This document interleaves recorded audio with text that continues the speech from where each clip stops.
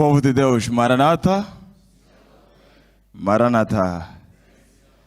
É sempre uma bênção poder estar na presença do povo de Deus e juntos partilharmos mensagem de salvação.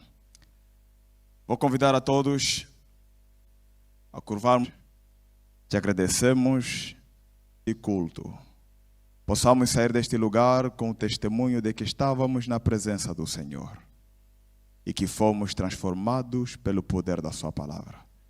Em Jesus, esta é a nossa oração. Amém. Quero saudar a todos mais uma vez. Boa noite, igreja. A todos que nos acompanham no culto divinal. Queridos irmãos, começamos a nossa conferência bíblica no domingo. E no redenção. Estamos a trabalhar com uma série. E nesta série, não entendendo a matéria do primeiro dia, dificulta compreender a matéria do segundo dia. Mas para quem já veio no segundo dia, há facilidade para entender onde é que vamos começar hoje. Quem veio hoje poderá provavelmente compreender aquilo que será o tema de amanhã. E eu quero resumir ou mostrar o resumo daquilo que foi a matéria, a lição, a mensagem de ontem. Ontem nós vimos aqui que Jesus tornou-se filho do homem para que nós nos tornássemos filhos de Deus. Vimos também que Jesus teve de suportar as trevas para nos dar o privilégio de um dia gozarmos a luz. Vimos também ontem que Jesus teve de morrer para que nós pudéssemos um dia viver eternamente. E eu posso ainda resumir ou parafrasear o que nós aprendemos ontem em 3 R's ou 4 R's que nós encontramos na cruz. Ao vermos Jesus pregado na cruz, 4 R's devem estar patente na sua mente. Quando se fala de crucifixão, lembra-se sempre de 4 R's presentes na cruz de Cristo. O primeiro R presente na cruz de Cristo é o R da remissão. O que significa remissão? É o preço dado para pagar ou para comprar alguma coisa. O segundo R que nós encontramos na cruz é o R da redenção, que foi o tema central de ontem. O terceiro R que nós encontramos na cruz é o R da reconciliação. E o quarto R é o R da restauração. Então nós temos remissão, nós temos redenção, nós temos reconciliação e nós temos restauração. Mas eu acredito que há aqui ainda irmãos que devem estar pensando: pastor, o que cada uma dessas palavras significa? E eu vou aqui ilustrar.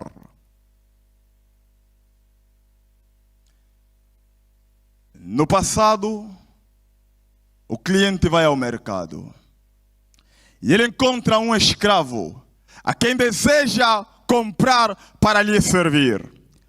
O escravo vai com este senhor que deseja comprar. O preço que temos comprado não com ouro ou prata, mas pelo sangue precioso de Jesus. O sangue precioso foi o preço dado. Aquele sangue ao derramar, ao verter na cruz, é que nós chamamos remissão. Redenção é quando o escravo se torna teu e você lhe diz assim: eu te comprei, mas eu agora te liberto. Não te comprei para ser o meu escravo, te comprei para te dar liberdade. Mas o escravo, ele diz assim: eu não quero voltar onde eu estive, eu vou te seguir, ainda que não me queiras como escravo, eu desejo te servir. O patrão não quer ele como escravo, mas ele diz: voluntariamente eu quero me tornar o teu escravo, o teu servo. Ali é redenção. Você tem liberdade, cada um de nós aqui tem liberdade de escolha, mas ainda assim escolhemos ser servos de quem? De Jesus. Se encontram. Na cruz, Deus desce, o homem ascende e somos abraçados na pessoa de Jesus. Ali é reconciliação. Ah, os irmãos não estão a compreender. Quando o irmão estuda o santuário, o irmão percebe que no lugar santíssimo há ali a Arca da Aliança, certo? Na Arca da Aliança, ela tem a parte de dentro onde consta a lei de Deus. Ela tem o próprio... A lei, o propiciatório e a glória Shekinah.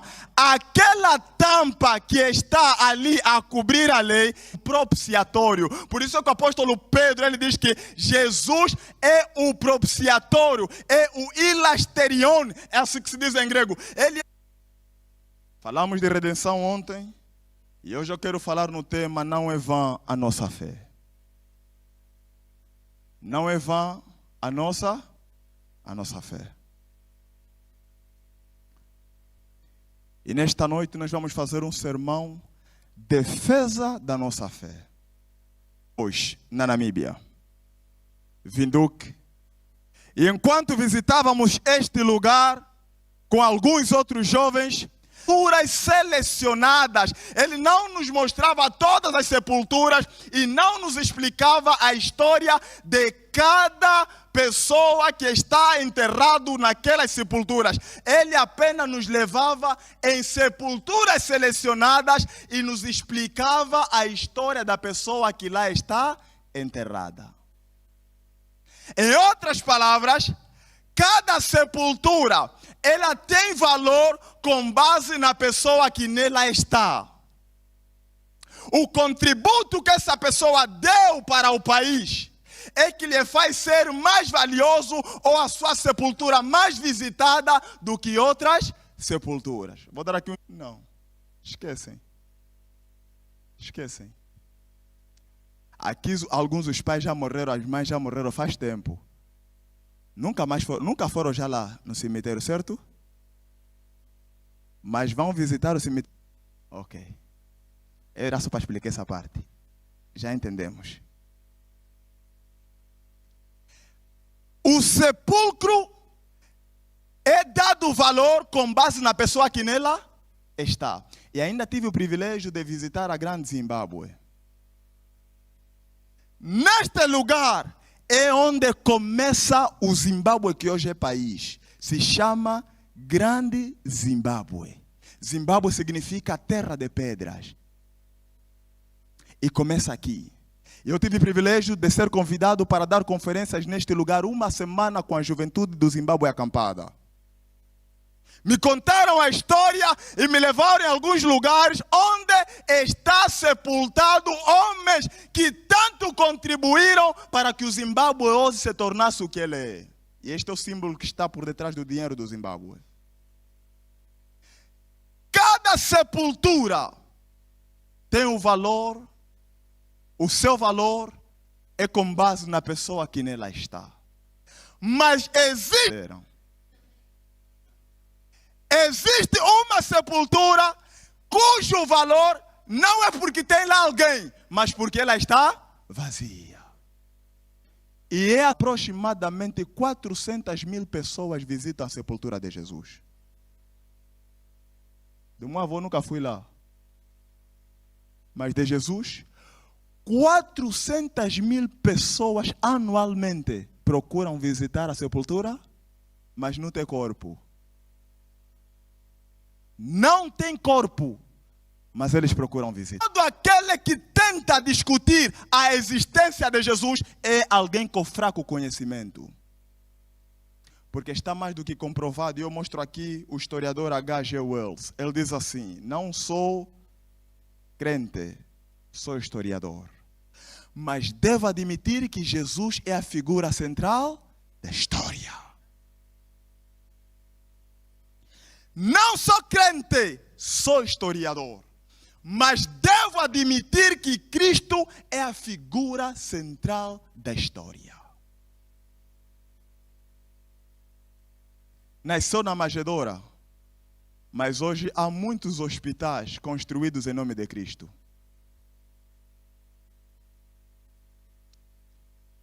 Figura central, através deste homem, Hoje, quando falamos de data, nós falamos antes de Cristo e depois. Nunca existiu e jamais irá desistir. Um homem que atrai tanta atenção de historiadores, políticos, advogados, enfim, do que este homem é Jesus. Os seus ensinos são estudados, aplicados, peneirados, analisados em diversas ciências.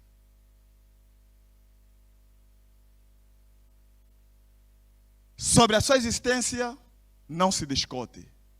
Mas tem alguma coisa, e assim fazendo é um ataque direto para o cristianismo, é um ataque direito para mim, quando os discípulos roubaram o corpo e o esconderam.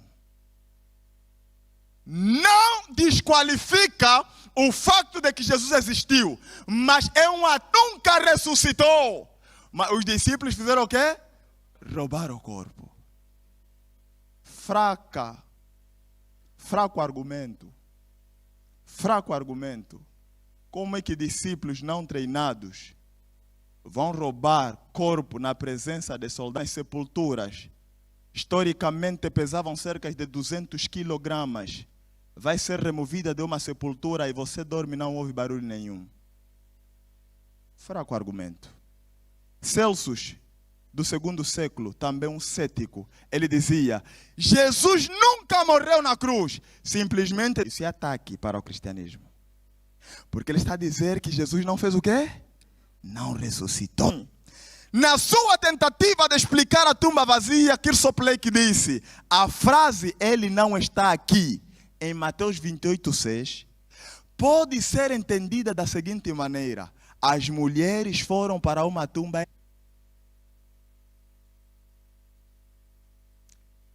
Isto é um ataque para a minha fé e eu não permito.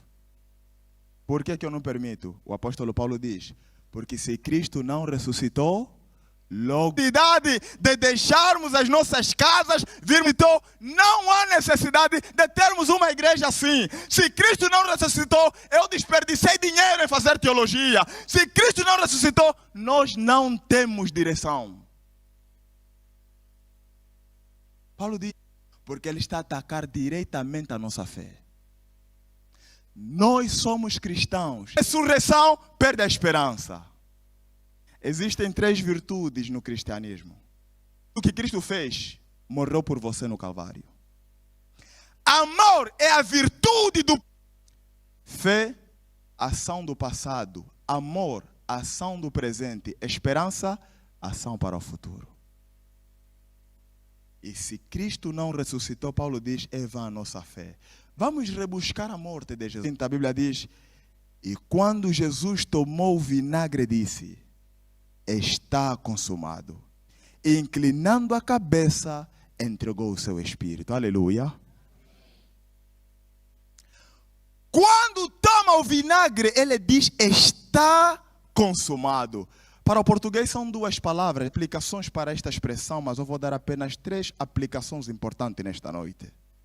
A primeira: quando o patrão desejasse ter algo feito, ele chamava o servo e lhe dava. O servo sai, ele corre cima abaixo, ele vai procurar fazer aquilo que lhe orientaram, e quando ele termina, ele voltava na presença do seu patrão e diria: concluída. Está concluída. Começamos no domingo, estivemos cá na segunda. Semana de conferências de impacto. Quando chegar o término, o dia, eu vou ao encontro do pastor Nunda e eu vou dizer assim: pastor Vitorino Nunda, tetele, a tarefa que me deste para sair de Cachito todo dia e vir para a Central de Luanda, a tarefa está consumada. Segunda função da palavra tetelestai é no comércio. Você vai amortizando o crédito, vais pagando aos poucos. Enquanto vais pagando aos poucos, chega chega um momento em que o dono do valor, ele vai te pressionar e você assinou um documento. Este documento, ele é testemunha que recebeu no último dia de dares a última traseira do papel, ele vai escrever detenção.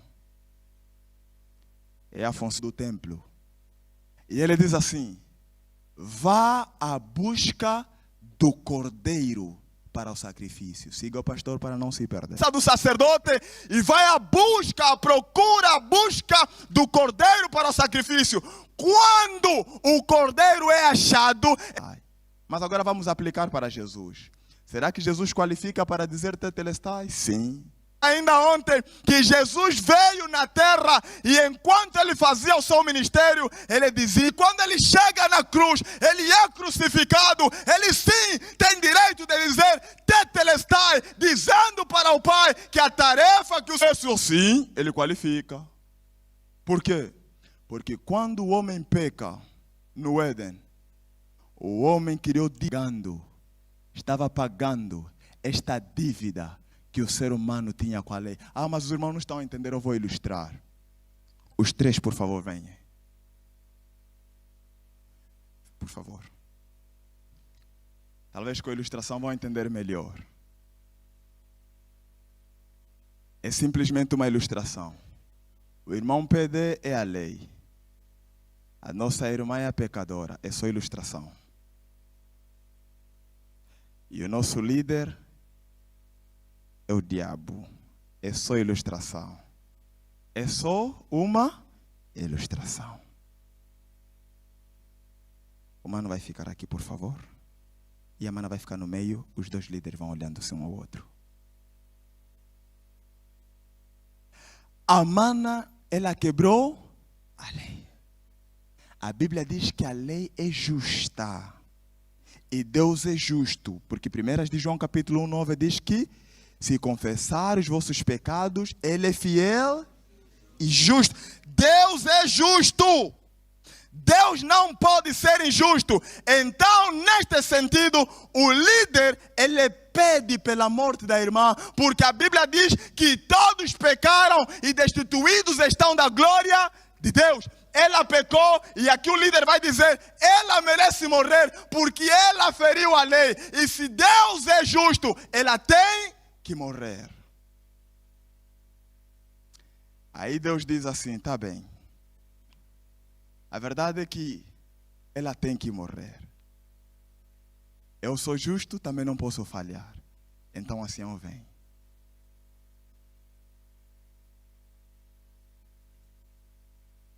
E Deus vai dizer assim, ela tem que morrer para pagar a dívida que nós temos com a lei. A lei é justa, é santa. Deus é justo, é santa. A lei é o reflexo do caráter de Deus. Como ela tem que pagar? Então o ancião veio, o ancião fica aqui em frente da irmã. E Deus diz assim, tem razão. Você precisa ver eu a demonstrar justiça. Como ela tem que morrer, ela aceitou este. Logo, você já não vê ela, você vê este. Você não vê pecador, você é Jesus. O sangue dela não presta. Eu te dou o sangue mais completo e mais precioso. Toma.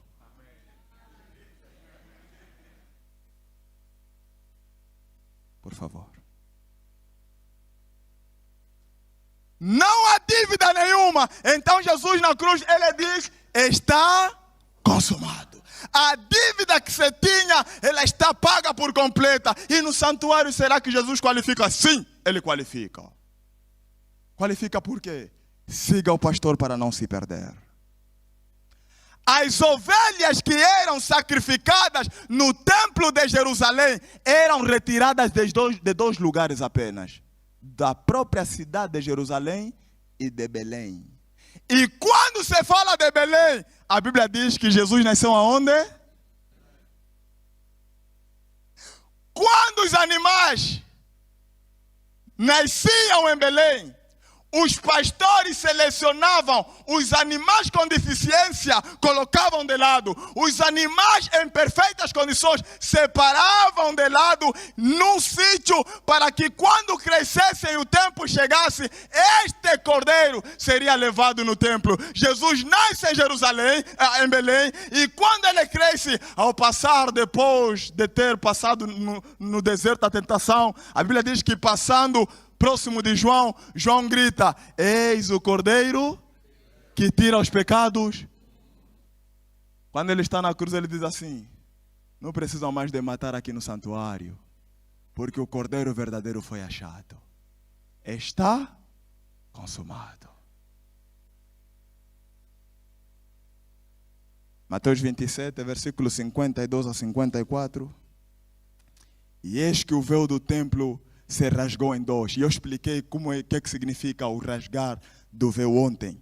E eis que o véu do templo se rasgou em dois de alto a baixo, e tremeu a terra, e fenderam-se as pedras, e abriram-se os sepulcros, e muitos corpos de santos que haviam, de santos que dormiam, foram ressuscitados, e saindo dos sepulcros, depois da ressurreição dele, entraram na cidade santa, e apareceram. Com a morte de Jesus, muitos ressuscitaram. Ellen White comenta, e eu partilho aqui o comentário de Ellen White, Primeiros Escritos, página 186. Ela diz: aqueles que saíram após a ressurreição de Jesus apareceram a muitos, contando-lhes que o sacrifício pelo homem estava completo, e que Jesus, a quem os judeus crucificaram, ressuscitará dos mortos, e em prova de suas palavras declaravam: ressuscitamos com ele. Davam testemunho de tudo, ou davam testemunho de que fora pelo seu grande poder que tinham sido chamados de suas sepulturas. Amém? Estes são os que ressuscitaram quando Cristo morreu. Ao morrer, a terra mexe, as sepulturas abrem e eles também ressuscitam. E foram dar testemunho. Mas esses não voltaram a morrer. Esses não voltaram a morrer. Se leres o livro Desejado de Todas as Nações, Ellen White conta que estes foram levados para o céu. Primícias da ressurreição. Mateus 27, versículos 59 a 61, a Bíblia diz: e José, tomando o corpo, envolveu num fino e limpo lençol, e o pôs do seu sepulcro novo, que havia aberto em rocha, e rodando uma grande pedra para a porta do sepulcro, retirou-se, e estavam ali Maria Madalena e a outra Maria, assentadas de fronte. Os irmãos lembram aquela teoria daquele que disse que as mulheres foram no lugar errado? Lembram? Como vão no lugar errado se elas foram ver o enterro e sentaram lá? E não se passou muito tempo, porque sim, se for para eu visitar a sepultura de meu pai hoje, eu vou me perder, porque já faz muitos anos. Mais de 14 anos. Vou me perder. Mas estas mulheres, não passou anos, não passou meses, não passou semanas, apenas 3 dias. Como é que elas deveriam se perder da sepultura? Como? Uma até poderia estar confusa, mas 2? Negativo. E então nós avançamos. O capítulo 28 do versículo 1 diz: e no fim do sábado, quando já despontava o primeiro dia da semana, Maria Madalena e outra Maria foram ver o sepulcro. Eu quero pausar aqui para explicar algo muito rápido. A Bíblia diz que Jesus ficaria na sepultura tal como Jonas ficou no ventre do mar por quantos dias? E às vezes nós encontramos ali uma relutância. 3 dias, como Jesus morreu na sexta, desperta no domingo, ressuscita no domingo, como 3 dias? E alguns vão dizer que então Jesus morreu numa quarta para bater 3 dias. Porque se morreu na sexta, de sexta para sábado, quantos dias? De sexta para sábado, quantos dias? Um dia. De sexta para sábado, quantos dias? Um dia. Sábado para domingo. Então não fez 3 dias. É ali onde nós estamos errados.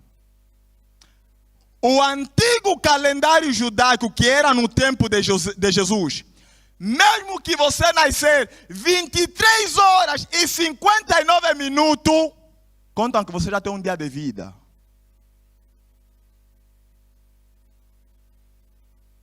O fato de Jesus estar morto na sexta-feira, ainda que já eram 15 horas do dia, conta um dia completo. O sábado conta 2 dias e ele ressuscita, conta 3 dias. É assim que era o calendário. Isso tem trago confusão. Mesmo que viveres só 1 segundo de um dia, para o judeu no calendário antigo você viveu um dia. Então é algo que tem que se passar, tem que estar esclarecido em nossa mente. Primeiros Escritos, páginas 182, Ellen White diz: um dos anjos, é o que está acontecendo aqui, pastor. As mulheres estão a andar pela fé. Elas não sabem que a pedra vai ser ou já foi removida. Elas vão andar pela fé. Queridos irmãos, elas andam pela fé. Elas nem sequer iriam conseguir remover uma pedra que aproximadamente tinha o peso de 200 quilos. Não deveriam conseguir. Mas elas andam pela fé que estamos indo para balsamar o corpo de Jesus. Andar pela fé. Quando se fala andar pela fé, falar de fé me faz ir para Abraão. Quando Deus chama Abraão, Abraão não sabia para onde estava, mas ele sabia quem estava a lhe chamar. Não entenderam? Ele não sabia para onde estava, mas ele estava indo porque ele sabia quem estava lhe chamando. Você não precisa saber para onde vais, quando tem certeza quem está te chamando para lá ir. Há coisas que para Deus faz sentido, mas para nós seres humanos não faz sentido. Há coisas que para Deus faz sentido, mas para o ser humano não faz.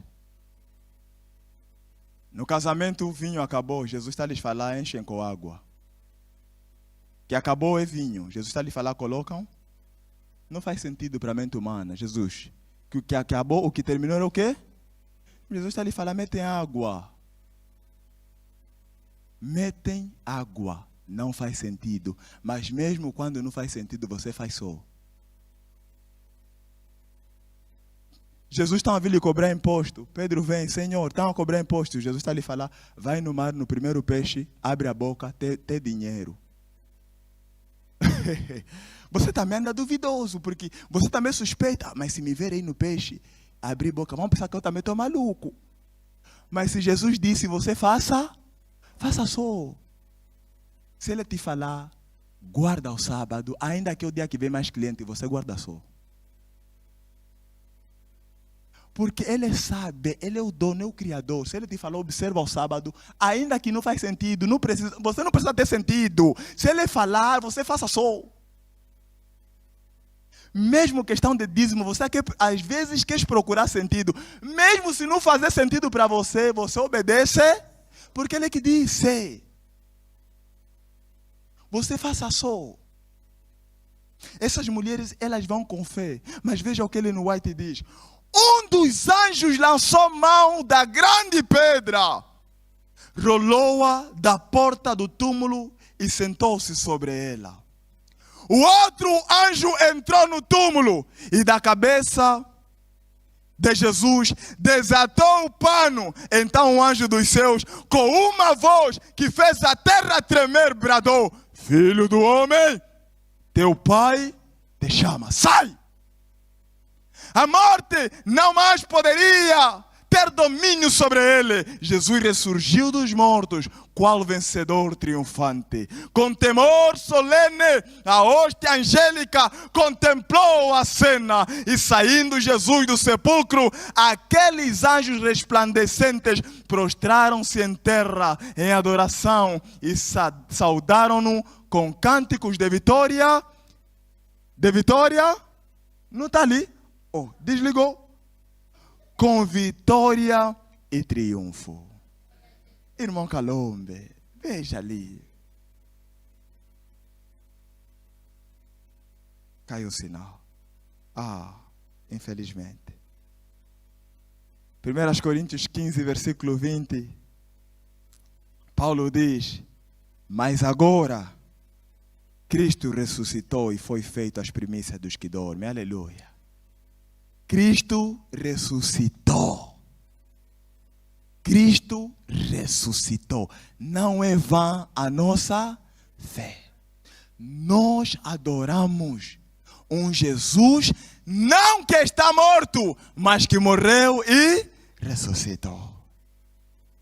Paulo, em 1 Coríntios capítulo 15, dizer aqui que 1 Coríntios capítulo 15 é o capítulo onde encontramos a primeira doutrina da igreja cristã. Não a primeira doutrina da igreja adventista. A primeira doutrina da igreja cristã, primeiro século, está em 1 Coríntios capítulo 15. E nenhum teólogo com conhecimento, ou nenhum estudioso com conhecimento, ele pode debater Coríntios capítulo 15. Coríntios capítulo 15, ou o mesmo livro de Coríntios, ele foi escrito cerca de 26 anos depois da morte de Cristo. Havia muitas testemunhas oculares na época. Vamos aqui fazer uma ilustração rápida. Desde a independência 1975 até ao presente dia, quantos anos se passam? 49 anos. 49 anos. vamos fazer 49 anos.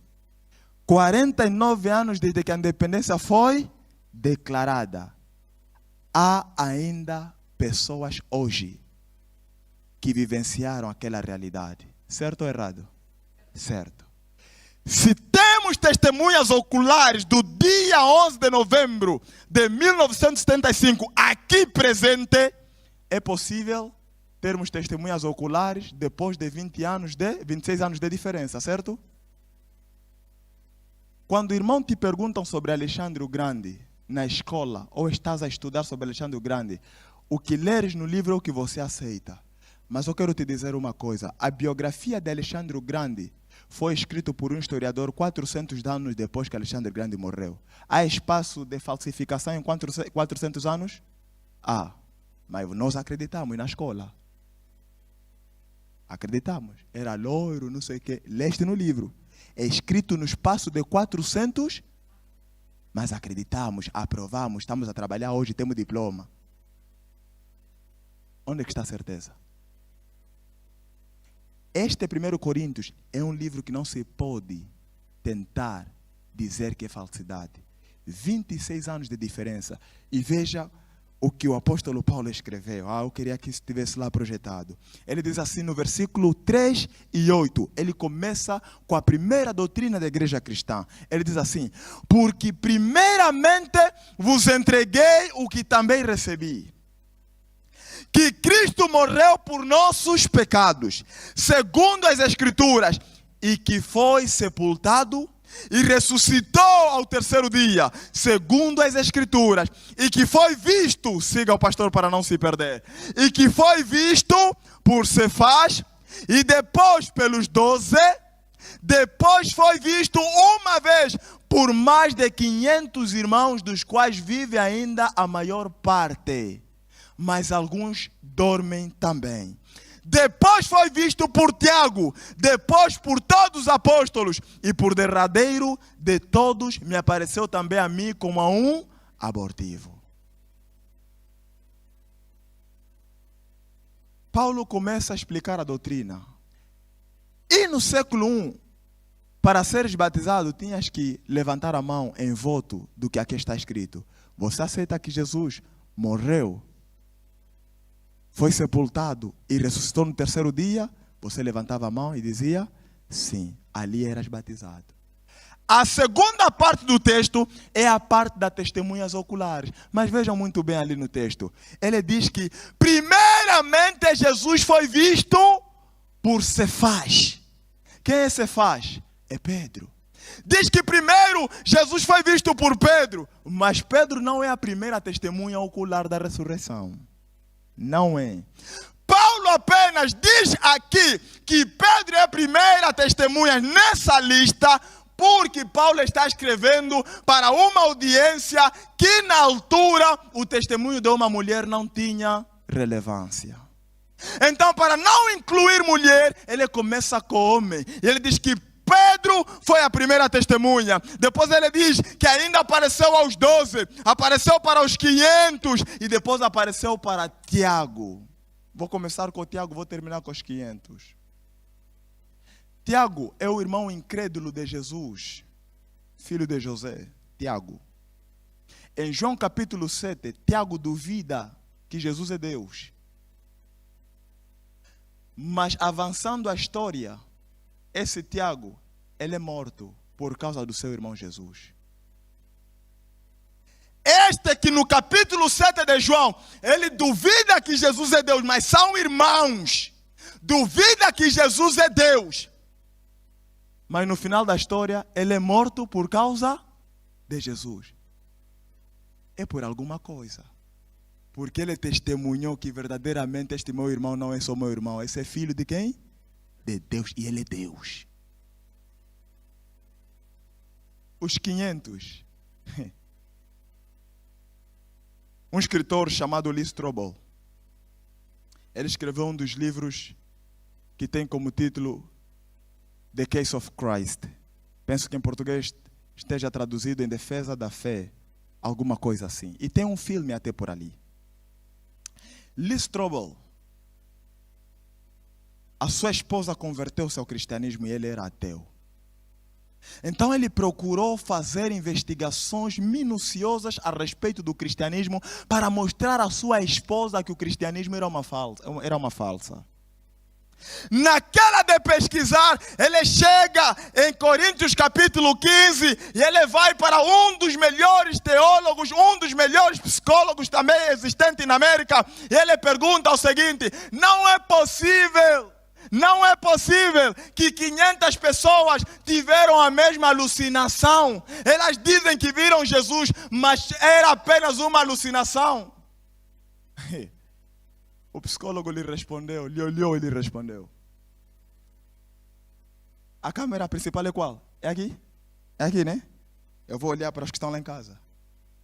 O psicólogo respondeu assim: se 500 pessoas tiveram a mesma alucinação, este é um milagre maior do que a própria ressurreição.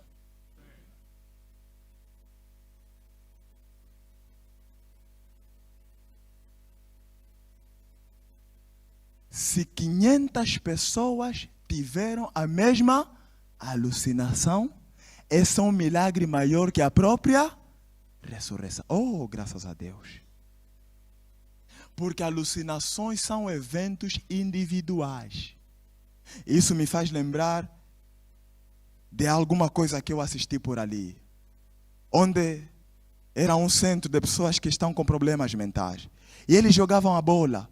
Um dizia, passa. O outro chuta, ele trava de peito, mete aqui no pé e também passa no outro. O outro também agarra, passa no outro. E havia um outro que também não estava bom, estava de lado, só estava a rir. Só estava a rir. O médico chega e veja o que estava a rir, viu? Não, esse está bom. Porque esses que estão a falar, passa a bola, trava de peito, dá de cabeça, não tinha bola. Ele jogava, mas não tinha. O médico agora vai para aquele que está a rir, porque ele vê que esse que está a rir, está a ver que ali não tem quê? Não tem bola. E o médico vai para ele e lhe pergunta, oh, estás a rir o quê? Ele diz, esses são malucos. O médico disse, não, esse aqui? Mas está maluco. Estão malucos por quê? Sim, porque eles estão aí, estão a jogar bola. Eles não vejam que a bola furou.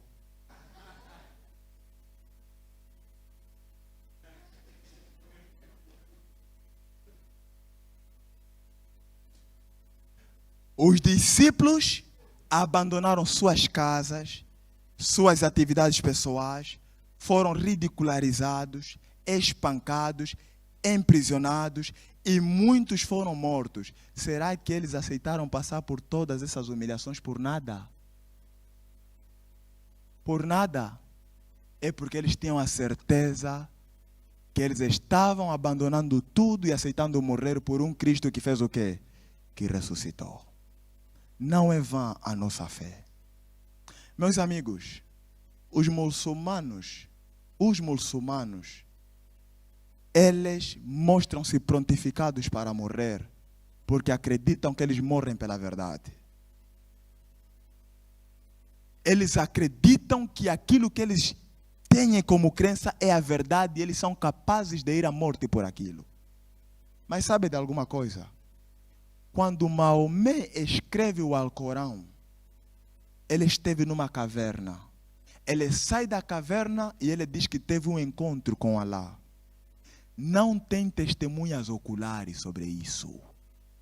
Ninguém esteve lá com ele e saiu e disse, sim, eu presenciei a revelação. Não tem testemunhas oculares, mas eles aceitam morrer por aquilo que não tem testemunhas oculares. Nós não somos assim. Nós temos Jesus. E tem muitas, a Bíblia relata, de muitos que foram testemunhas oculares da ressurreição de Jesus. Nós aceitamos sofrer, mesmo no emprego nos chotar, porque nós temos firme certeza de que adoramos um Deus que morreu e fez o quê? As religiões tradicionais africanas, eles acreditam em espíritos de ancestrais. Mas eu quero dizer, quem crer, eu respeito a vossa crença, se aqui tem alguém que crê. Mas eu quero dizer aqui, afirmar, espírito de ancestral não existe. Porque o morto está morto e ponto final. Se alguém te aparecer por ali, é espírito demoníaco. Somente um homem morreu, ressuscitou, e está mediando pela humanidade. E este homem é Jesus. Não existe outro. Então, se a tua fé ainda era aquela de balançar, vai aqui, tipo uma árvore que não tem raiz, aquelas árvores do mar, hoje fica afirmado que você não adora uma fé em vão. A tua fé tem factos. A tua fé é palpável, é comprovável. Você acredita um Deus que muitos viram que realmente morreu e ressuscitou. William Temple, um dos grandes escritores do passado, alguém lhe disse assim, William Temple, quando recebes resposta de algo que tanto esperavas, você acha que a oração é resposta da oração, mas não é coincidência. William Temple olhou para este homem e ele diz assim, quando eu oro em nome de Jesus, coincidências? Quando não oro, coincidências não acontecem. Irmãos, entenderam? Quando eu oro, coincidências? Quando não oro, coincidências não acontecem. Porque Ele vive, posso crer no amanhã. Porque Ele vive, temor não há.